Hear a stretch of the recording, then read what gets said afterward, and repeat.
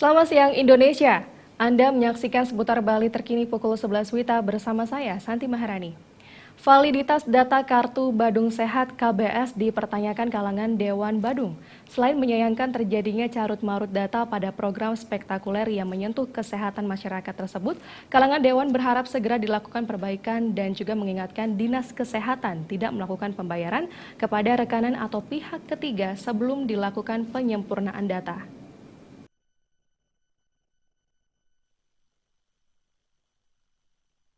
Hal tersebut disampaikan Ketua Komisi 3 DPRD Bandung Nyoman Satria. Menurut politisi PD Perjuangan asal Desa Mangwini, program Kartu Badung Sehat merupakan program online sistem yang berintegrasi dengan Jaminan Kesehatan Nasional terhadap segala kekurangannya harus diperbaiki secara bersama.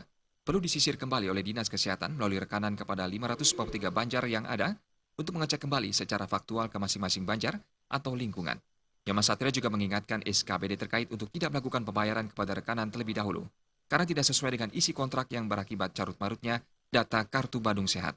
Yang jelas, Dinas Kesehatan meminta pertanggungjawaban dari rekanan karena diberikan keleluasaan kepada rekanan untuk bertanggung jawab terhadap seluruh data. Nah, kalau data ini tidak valid, sebaiknya rekanan tidak usah dibayar dulu karena tidak sesuai dengan yang kita harapkan, tidak sesuai dengan isi dari kontrak itu. Nah, yang jelas kita harus memvalidasi lagi ke masing-masing kepala lingkungan, paling ujung, paling bawah. Apakah sudah ada, apakah sudah sesuai dengan data-data secara faktual yang ada di masing-masing dinas, yang klien dinas maupun kepala lingkungan. Hal senada juga disampaikan Ketua Komisi 4 DPRD Bandung, An Agung Ngurah Ketut Agus Nadiputra.